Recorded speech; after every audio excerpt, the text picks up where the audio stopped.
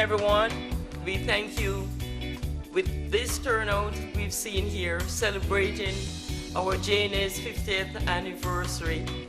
This is just wonderful, and we thank you. At this time, I'd like to introduce you to Miss Maureen Bunyan, who will be our Mistress of Ceremony tonight. Thank you.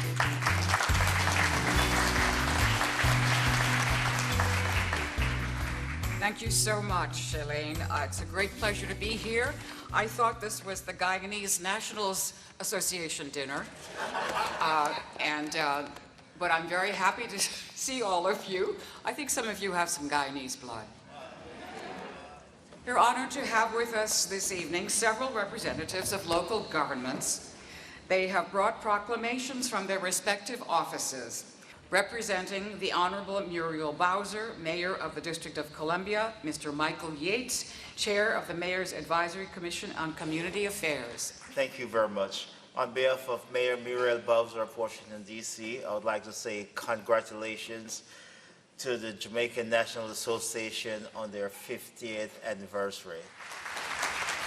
Representing the Maryland Senate, Maryland State Senator, the Honorable Shirley Nathan-Pulliam. Well, this is wonderful to look out and see so many of you. It's a beautiful sight from here. Good evening. Good evening. This year has been exceptionally special because of the amount of work that we've been able to accomplish. But for me personally, to be able to get $33.3 million to provide hepatitis diagnosis and treatment for Medicaid population has been a tremendous challenge for 5 years, and I finally got it passed. And Janelle, were you my house sponsor? And she was the house sponsor. So this is really wonderful. And the other Jamaican in the house is, she's not here tonight, with Regina Boyce.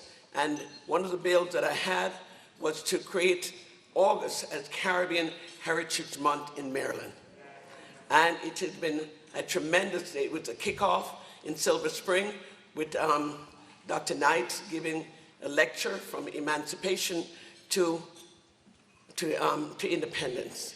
And that was tremendous. And then on the 25th of August, to have the inaugural service at the St. Bartholomew's Episcopal Church in Baltimore, it was jam-packed. So again, I thank you to me. Also here tonight, representing the Maryland State's Attorney for Prince George's County, the Honorable Aisha Braveboy, Ms. Yvonne Robinson. Good evening, everyone. I do bring you greetings from Aisha Braveboy, the Honorable Aisha Braveboy, State's Attorney for Prince George's County, Maryland. Ms. Braveboy really wanted to be here today, but she could not, and I tell you, I'm so happy that I am here today. I am actually from Spanish Town, Jamaica. And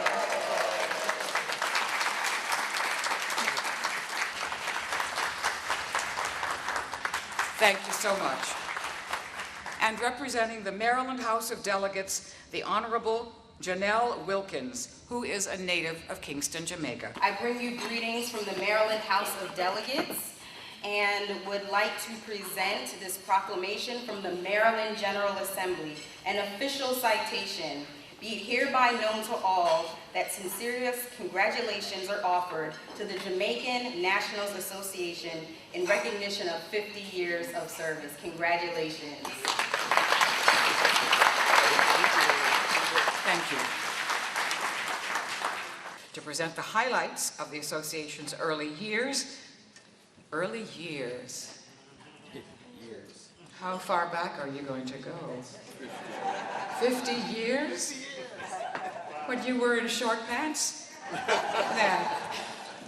And most of you were too. Welcome, Ambassador Curtis Ward.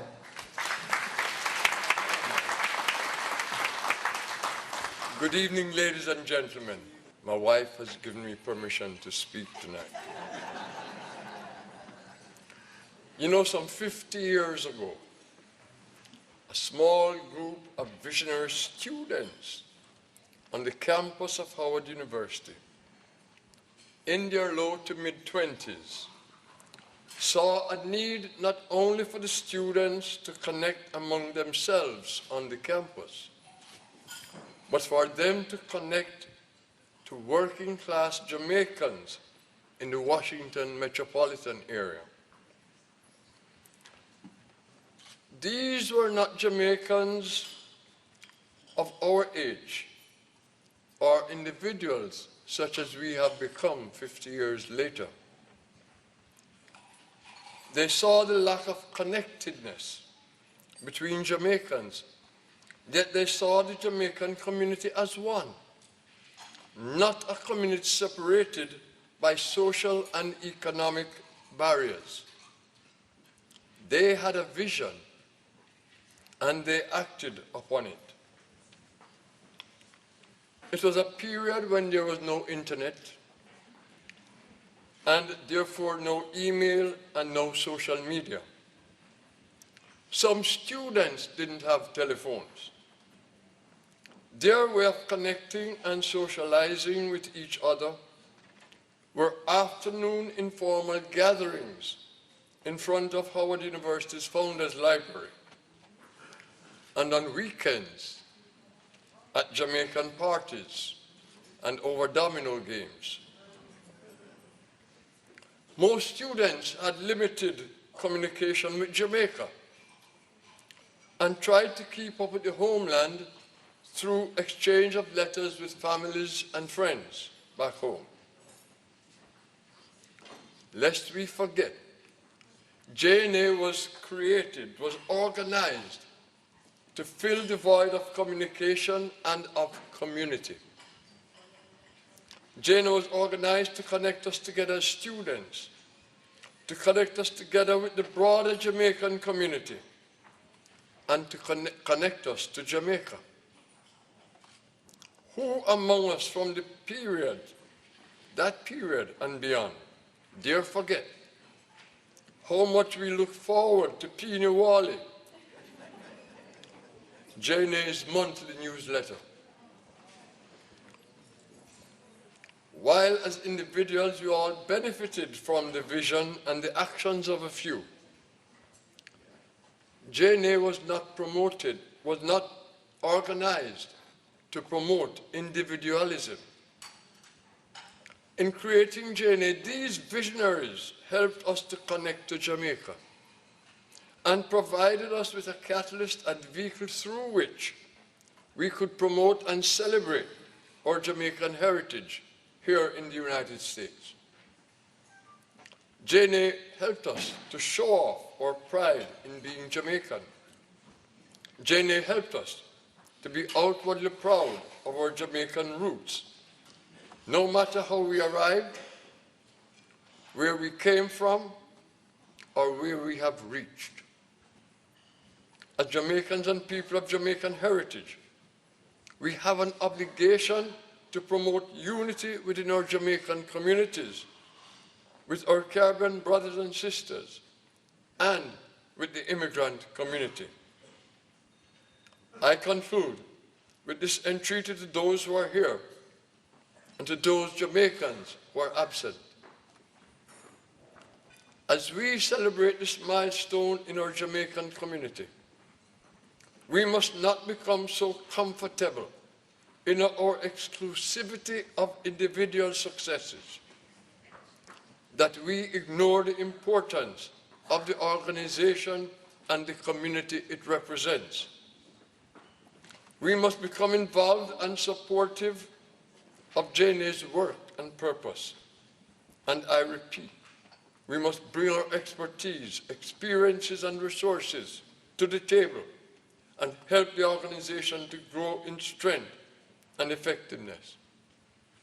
We must build this organization to be representative of who we are as a Jamaican community. It is our community. It is our organization. Thank you.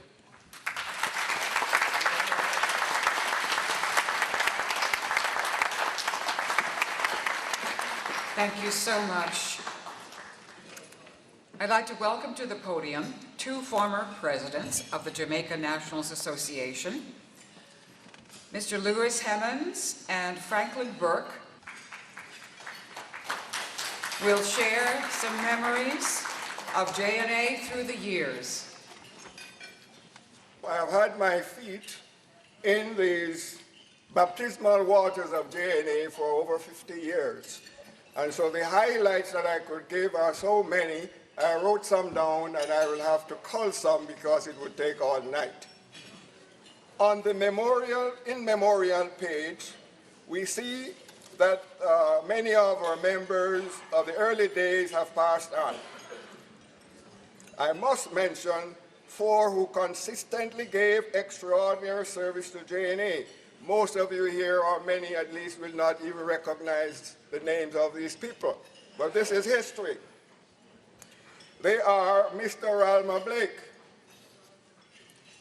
Miss Mildred Clark, Mr. David Greaves, and Miss Monica Muirhead. These members were not moved by personal gain or desire for publicity. They were pushed by patriotism, comradeship, and love augmented by the level of sincerity. My final point is this, and if it's a point, I'm not sure, but I'll steal this moment and present as a small token to K.D. Knight. I will take it over to you, sir.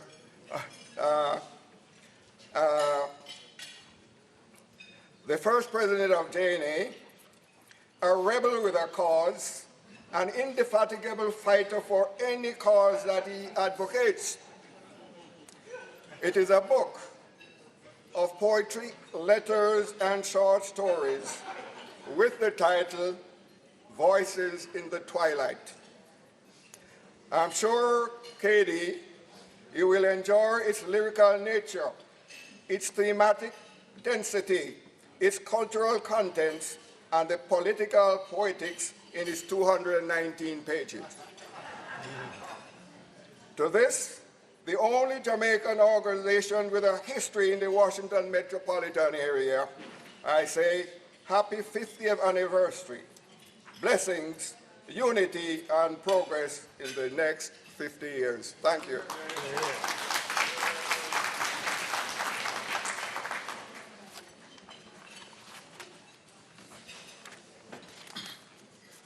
Well, it was only perhaps about 2 months ago that I picked up the telephone and I called the Honorable K.D. Knight with the hope that he would give me some reflections as to the motivation about starting an organization for the benefit of Jamaicans in this area and to communicate with Jamaicans at home.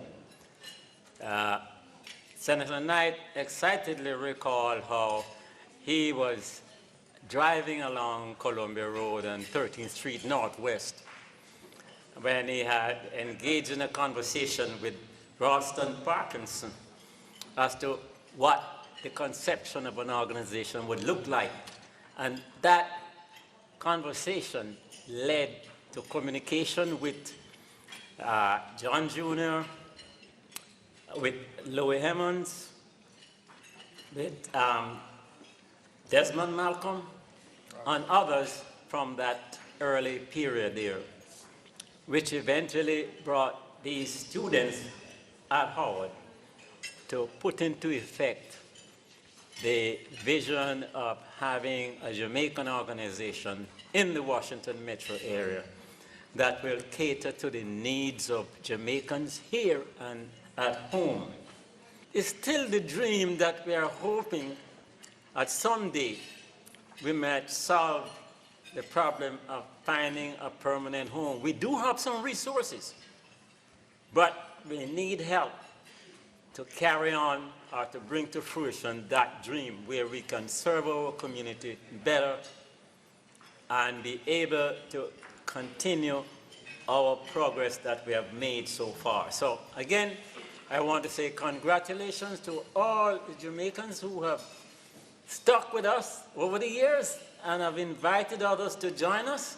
We should continue to press on until we meet our ultimate goal. Thank you. Thank you.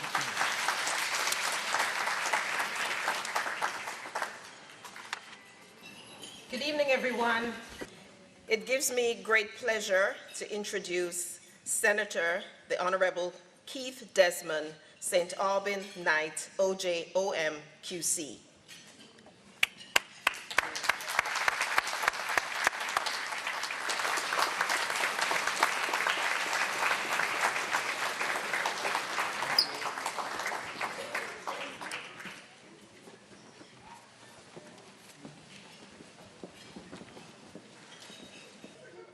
This association called the Jamaican Nationals Association is special to my heart. Very, very special indeed. And although you have heard how it started, there are some little things about the commencement period which not very many persons know. And so that will be the new thing. Firstly, we were all students at the time at Howard University. I don't know if the practice continues, but students sometimes got together and would indulge in drinking beer. Brings to mind what I heard one judge of the Supreme Court whilst he was being sworn in, he said, "I like beer."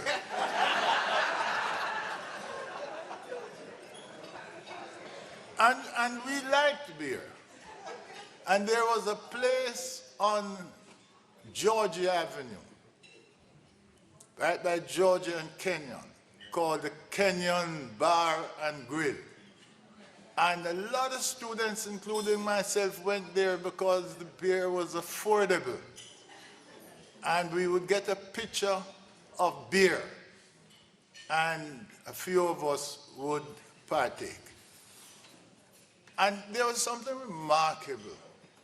If we had money, we would drink 4 or 5 pitchers of beer and get drunk. If we had no money, we would drink a pitcher of beer and get drunk. And so soon we recognized that drunkenness is really just a state of mind one can desire to be without having consumed much. Well, we used to meet there, have our drinks, and that is where the first idea of an association was born in Kenyon Bar and Grill.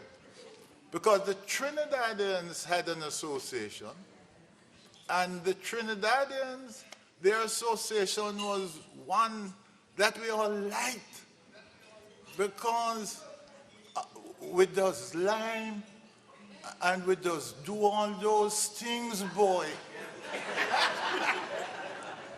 And I liked the steel band. And we had a guy named Lass. Remember Lass? Lass with his combo. And then we had the steel band too. And so their association was alive. And we thought that we should have one. But it didn't move very far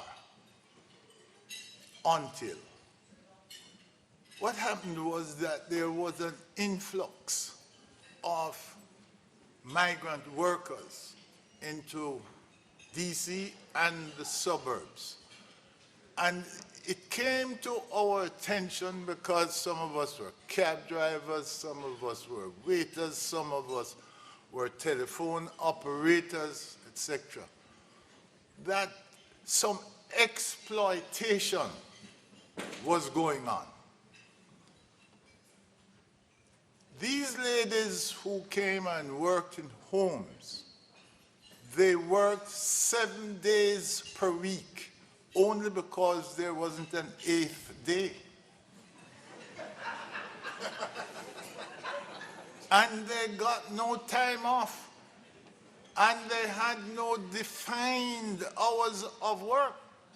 And there was a complaint, and it reverberated throughout the community. And so the argument began again, this time in earnest. And as Franklyn told you, I was driving my cab on Columbia Road going towards Connecticut Avenue, and Parky was in it, and at the other end was Horace Neil. Now, Horace Neil was a rebel. Parkinson was a rebel. John Jr. was a rebel. Eunacio McGill was a rebel. Desmond Malcolm was a rebel. And so I put these rebels together, and as a peaceful person, we had an agreement that we would form an association. That night when I drove to Horace Neil, it was concretized.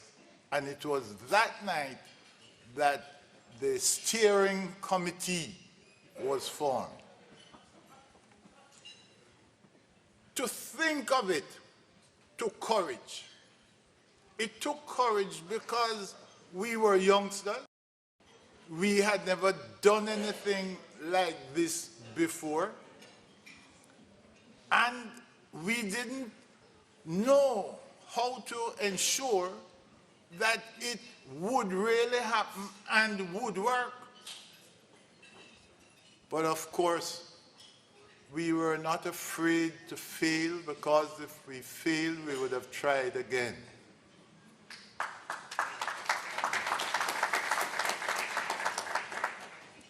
But fate was good to us, and we succeeded.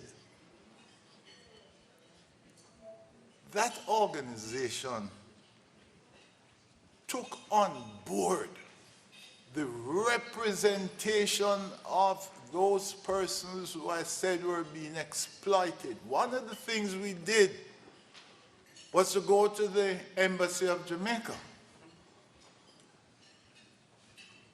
That was then a bold move, very bold move.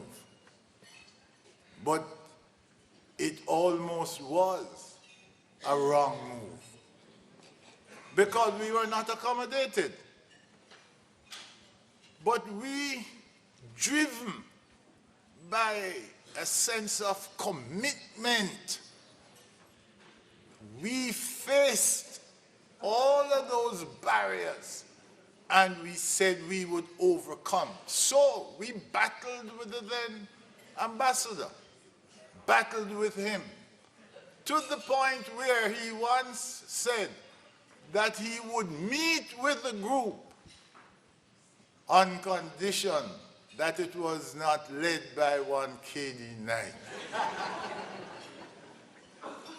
But we were united, and he actually sent a telegram to one of us, John Jr.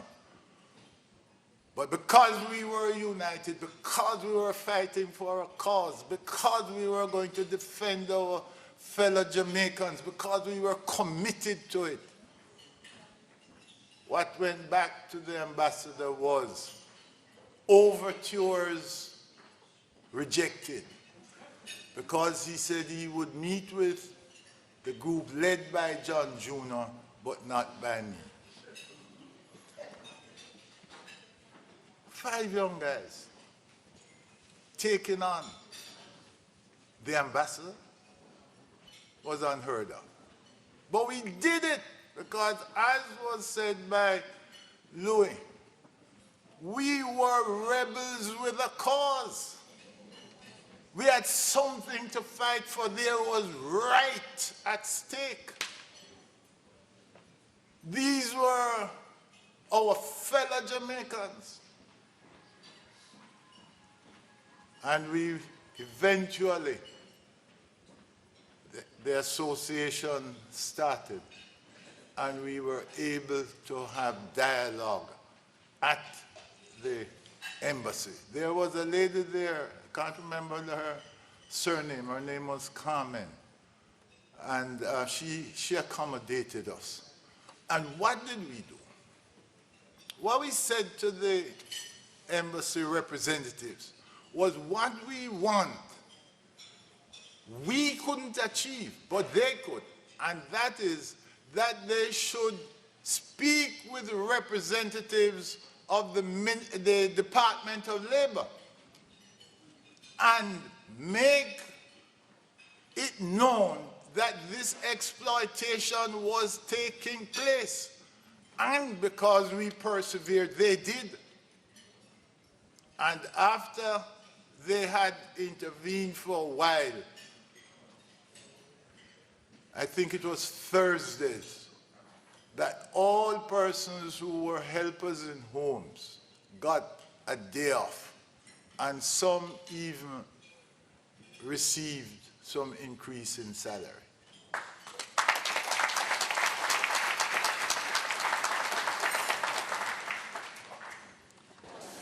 And so let me close off this way. The mission is still there. The mission can be redefined. The expertise resides here, right in this room, and outside. And if it is harnessed, then it will be to the benefit of those who participate in the process and those in Jamaica who themselves are going to be participating in a different way. But it will all be that we can say that we have assisted in building a Jamaica where we are proud that we are from there. We are proud to give back. And it is a good place to live, do business, and raise your families. Congratulations for 50 years. I look forward to being here for the 75th anniversary.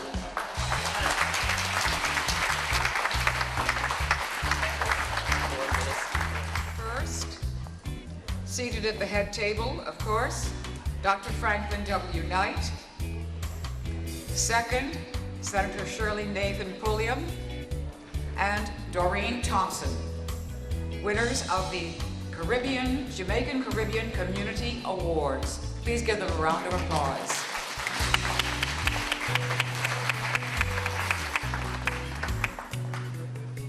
And the Jamaican Nationals Association Legacy Awards go to Jennifer Asher, Franklyn Burke, Jackie Payne Borden,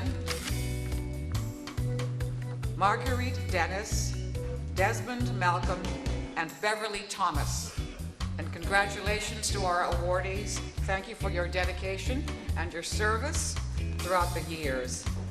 JNA's accomplishments could not have happened without the dedication and commitment of our officers, members, founders, volunteers, and supporters over those years. To you, I offer my heartfelt gratitude and personal congratulations. And as we heard tonight from Senator K.D. Knight, and also the Advisory Council, there's more to come. There's more to come from JNA. Stay tuned.